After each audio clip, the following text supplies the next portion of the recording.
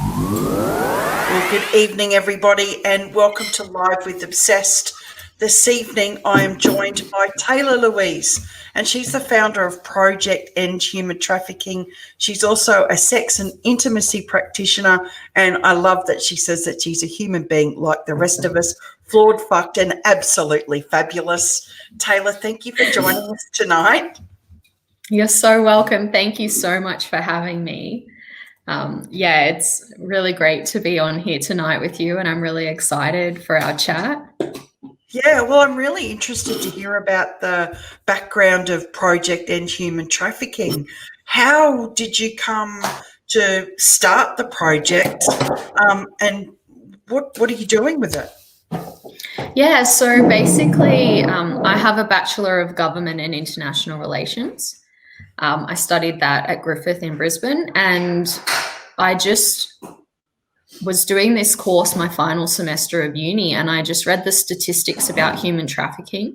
In particular, at that point, 70,000 children in Cambodia were human trafficked per year. And it just blew my mind. And I went home and I talked to my family and I talked to people doing similar degrees, and no one knew about it. And I couldn't believe it. I was like devastated.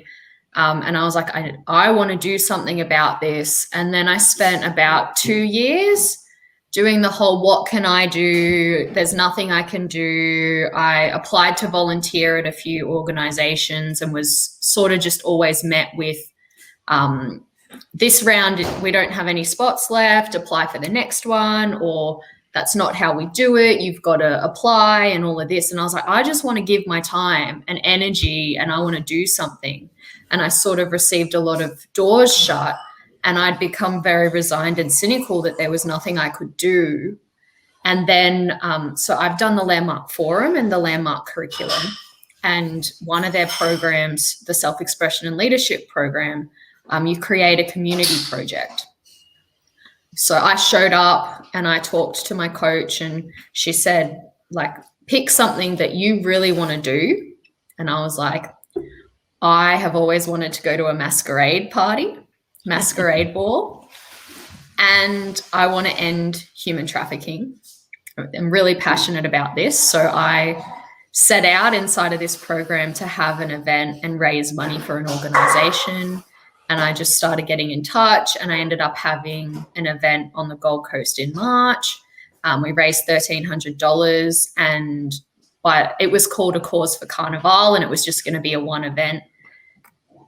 And people loved it. And by the end of the event, I was like, right, I need to do this. I had other organizations communicating with me, and I was like, this is what I'm going to do. I'm going to raise awareness. So there was born Project END Human Trafficking. And I think I created the website in an afternoon, and my boyfriend was like, your website's done? And I was like, yeah, it is. Yeah, and I've been talking with different organizations. I had I won't say failed event, but I ran an online event during COVID, and my boyfriend and my mum came, and that was it. But we raised $40, so, it's all trial and error. And yeah, definitely. And then a heap of people overseas and in Australia have reached out to me since, and we're looking at having another event in October once we're allowed to all meet up, and then a really big event next March once we're predicting that we'll be able to have really large events again then, and raise some serious dollars for some charities that actually go in and shut down brothels and save children. And yeah. It's is human trafficking something that's predominant in the Asian cultures or countries, or is it something that's prolific across culture, across countries, across Western, and you've got your countries like Australia, and then you've got your third world countries. Yeah. Where does it show up? You're not going to like this, but it happens everywhere. I kind of thought you might say that, because when you got humans, we're not always nice, are we? No. And so what you find is a lot of the poorer countries, so yeah, Southeast Asia, they are source countries. So people get brought out of those countries. They're also destination countries. So a lot of people are trafficked across borders and end up in, just over the border and performing this stuff. But it happens in Australia as well.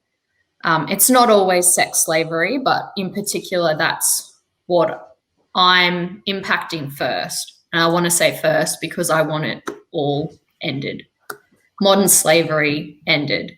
That's my goal. But yeah, it's happening here. People are brought to Australia.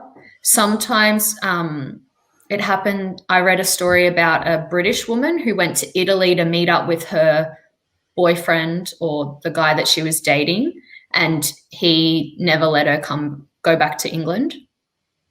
Wow. Yeah, there was a story when I was in uni of a woman in Surfers Paradise who got married and then her husband pimped her out. Unbelievable. So we're not just talking about people who have, little education and little opportunity. We're talking about people across the spectrum of humanity that are victims of human trafficking. Yeah, definitely. And look, people in poorer communities without education, not always without education, but they are more vulnerable. They're more susceptible to being exploited by other people, but it happens everywhere. It could happen to anyone. Oh, maybe I probably shouldn't say that, but it does happen to people like you and I as well. So what's some of the ways that government is trying to stamp this down? Are they taking it seriously? They are. The thing is, it's very difficult because it's international. So you've got to have very coordinated, like, I guess, raids and prosecutions and, going in and arresting people because they communicate so fast and people can escape, that sort of thing. So quite often, and then obviously prosecuting, you need a lot of evidence to prosecute. There were a lot of cases I read recently. I can't remember what country it was, but there was a country that's the poorer region in Europe is known for it. And they take the women out of the country and force them into domestic servitude, sex slavery, all of those things. And they didn't have victims to testify. So these perpetrators went unpunished, unconvicted. Sorry, that's the right word.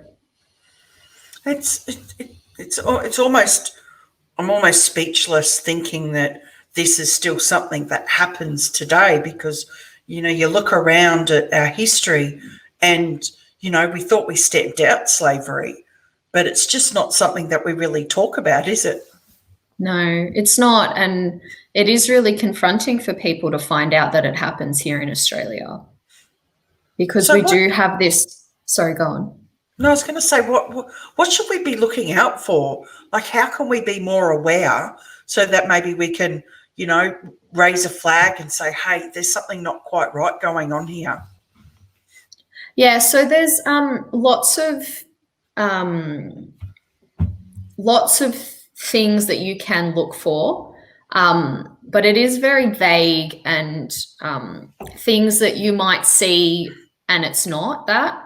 But it's things like, people with very poor English working in places where you can tell that they're getting underpaid, or maybe they're working hours that they're not supposed to. Or even I spoke to a friend who said, he was asking me this same question and I was telling him all the things and he said, maybe my cleaners, that's the case. And what he shared with me was that he had two or three ladies that weren't Australian, that didn't speak very good English, come once a week or once a fortnight to clean his house through an agency. It was very cheap, he thought. He was like, this is great. And what he saw was they would get dropped off by the same man, but the cleaners weren't often the same women. Okay, so it's almost like there was someone pimping them out to work and keeping them under control. Exactly. So they would get dropped off and they'd do the job and then they'd go. And what happens is it's sort of they're not there long enough for you to talk to them or for them to build a relationship with you. They're underpaid and they don't have the English, so they don't understand our laws. They can't really communicate. And they may not even know that what's happening is illegal. That's a good point, because they might feel grateful that they have a job. I think usually they're worked so hard that it might not be the case. And quite often their passports get taken off them when they arrive. And they have what's called a debt bondage. So they've been promised a job or study here, and then they get here and their passports and identification are taken off them. They're told this is how much the plane ticket cost, this is how much you're going to pay for accommodation, this is how much it costs to get your illegal documents to get you in the country, and now you owe us that money. And then they've got to work to pay it off. Sounds like something off Netflix. Yeah. It's almost inconceivable for me to go, this is really happening. Is there ever a time where you felt that this is too big for you? Oh, yeah. Every day. Yeah, it's a huge mission that you've taken on. You should be really proud of yourself to go, like, that you're standing up for people who can't stand up for themselves. Yeah, thank you. And look, it is daunting. And I'd say this to people and they're like, oh my goodness, can't believe you're taking that on. Or like, people don't want to hear about it. And like, I'm not saying that they should want to hear about it, right? Because it's horrific, some of the stuff. People are overwhelmed. It's devastating. I think I commented on a post in the group a few days ago and was like, people don't want to hear about it. And I was like, yeah, because the thought that humans are doing this to young children, to innocent women, and that there's nothing we can do about it, and that we can't even comprehend. I always go back to like, what would have to happen to me for me to perpetrate this on someone else? Like, what must the world look like to you for you to think it's okay to treat another human being like this? Is it mainly children and women that are victims of human trafficking? Yeah, it's something like 73% is women and children. Yeah. That's crazy. Now, the other part of what you do is a sex and intimacy practitioner. And I know that you said that you really believe that the liberation of sexual expression can solve a lot of life's problems. Can you explain a little bit on how that would make an impact on something as horrific as human trafficking? Yeah, so I'm basically out to banish shame and guilt, resentment, hatred, anything toxic like that from our bedrooms. I think we all have a lot of that, especially in Western culture. I haven't had a lot to do with the other cultures in this space yet, but there is a lot of shame around our bodies. There's a lot of shame, expectations we put on ourselves, guilt about performance, all of that shows up in that space. Even like men struggling with their masculinity and their femininity, and women, there's a lack of like respect for ourselves and demanding what we deserve, and even knowing that we deserve better. It's almost like we feel that we don't. Yeah, we've been conditioned that, we're supposed to have sex. We're supposed to have babies. And, I talk to a lot of women, and most women I've spoken to have had sex when they would have preferred not to. And sometimes that's, rape and all of those horrible things. And sometimes it's just like, it's easier to have sex than to deal with the man feeling rejected, that you don't feel like having sex with him. Yeah, that's a big one. I think there's a lot of women who feel like that. So Yeah. how do we change this dialogue around sex and pleasure and intimacy? Like, what do we need to do as couples, as a community, as a society? Yeah, so there's lots of levels. So where I'm coming in is really working with women at the moment, and I'm developing some courses for couples because men isn't my expertise. And I'm collaborating with quite a few men that already work in this space as well.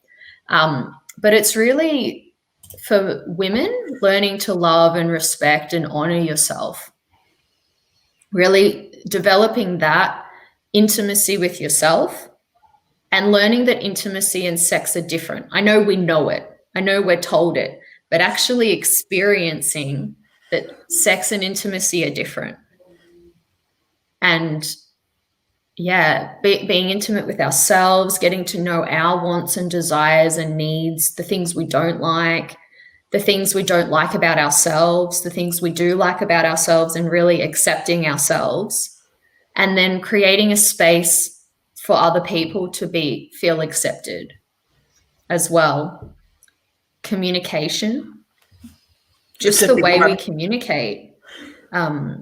It took me like a long time to learn how to communicate and how to ask for what I want. I was talking with a girlfriend today, and I was like, women don't know how to ask for what they want. Whether it's in the bedroom or not, we're not taught to ask for what we want. Now, I know there are women out there who can, but a lot of women can't or don't know how to or think they shouldn't.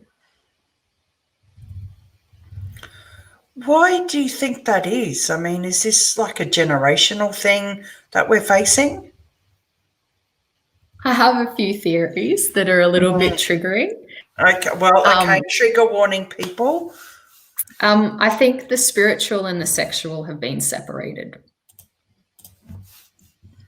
I am exploring this at the moment, but I have a hunch it's the church and our institutions that have done this. The very places that we go for the spiritual have shamed the sexual. And I can see why, in terms of diseases and in terms of, the emotions that come with having the sexual and the spiritual connected. But I think that those emotions exist anyway in the sexual. Like, you can't actually disconnect the two, but we're told to think of them as separate. And we're not honoring the other person that's there in the bedroom with us. It's not this partnership, even just for the night, right? It's this transaction.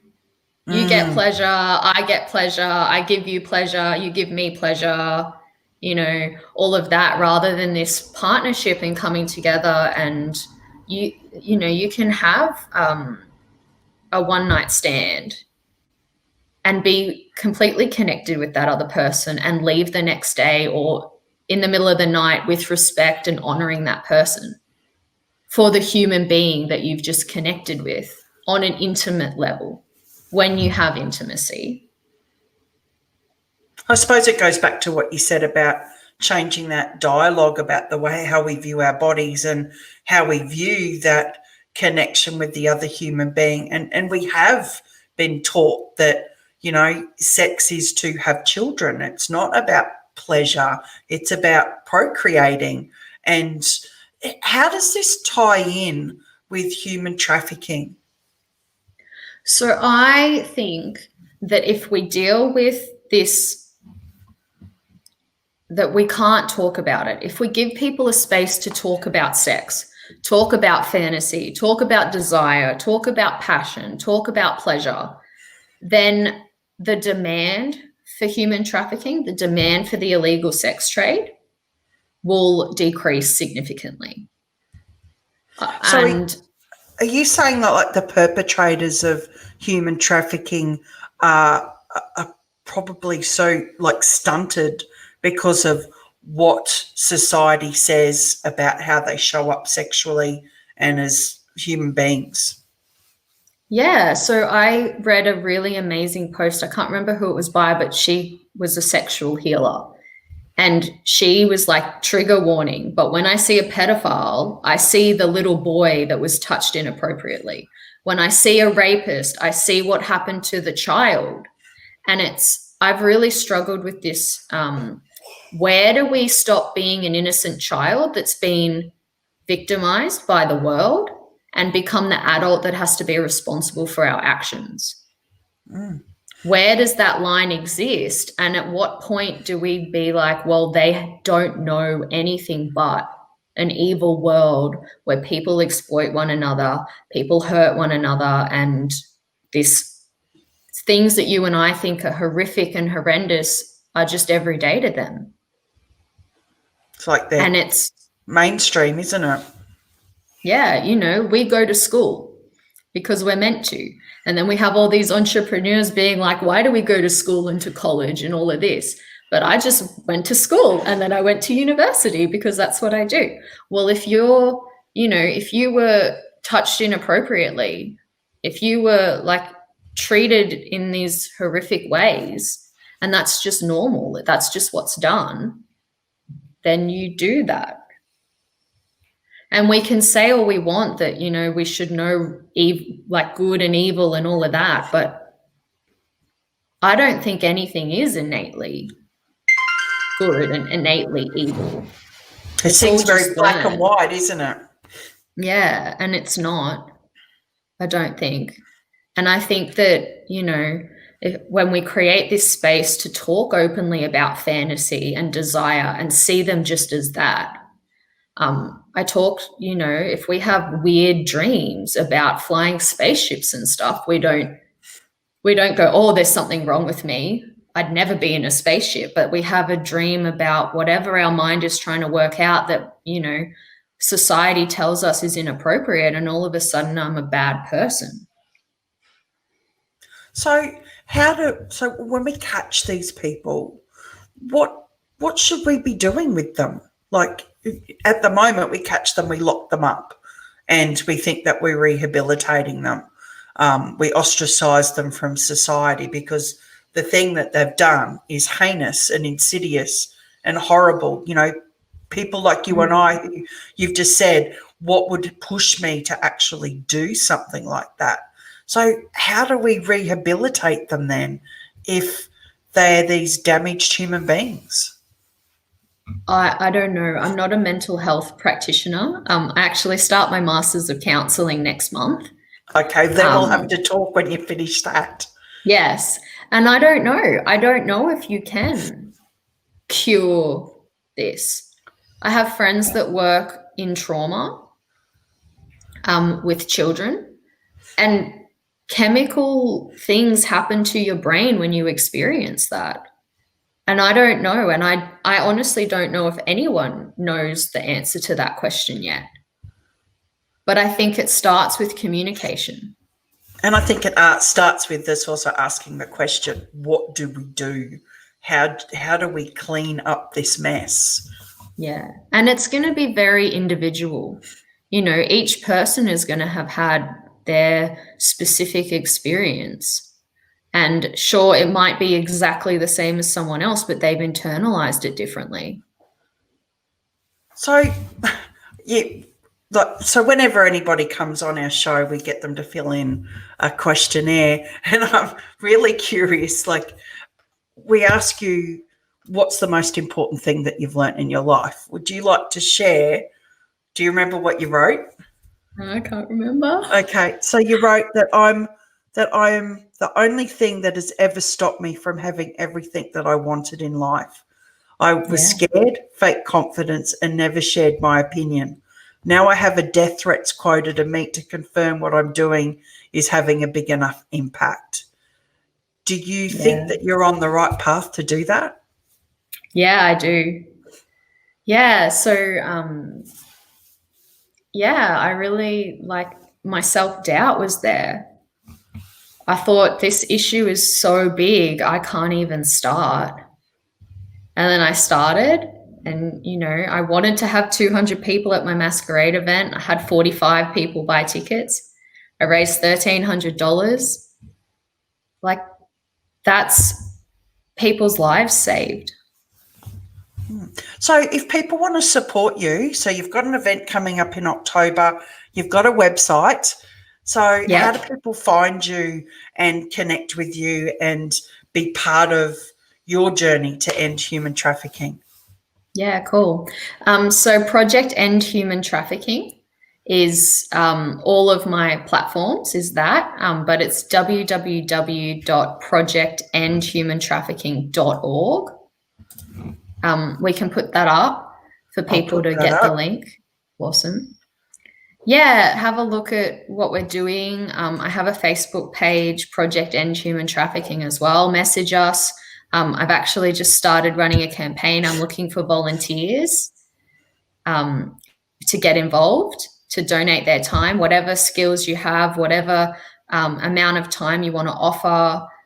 Get in touch. Let me know what you do, what you'd like to do. I'm looking for people across the board, people to be at events on the day, people to help with marketing, people to just give their time. Anyone in IT, my website's there. It's not the most amazing website.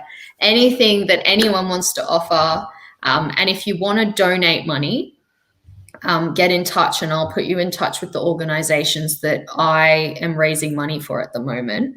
Because I'm not set up as a non-for-profit to take the money, but I'm working with a couple of organizations. So one of them is Destiny Rescue, and they actually go in and save children. They have brothels shut down. Yep. They work on the border of Nepal to stop children from being taken into India. They do some of the most amazing stuff. And then I also partnered with Hagar, who they're the whole journey, and they've got some great stuff on YouTube about like messages from women who have been saved and then I guess rehabilitated, they've been looked after and they now, there's this beautiful one and she says, "Now I know love." Oh, that's beautiful. Yeah. Taylor, thank you for joining me tonight. Like, hats off to you for taking on a huge, huge problem in our world. I so admire what you're doing, and if we at Obsessed can help you in your journey, then please let us know. You're a real champion. Yeah, thank you so much for having me. You are so welcome.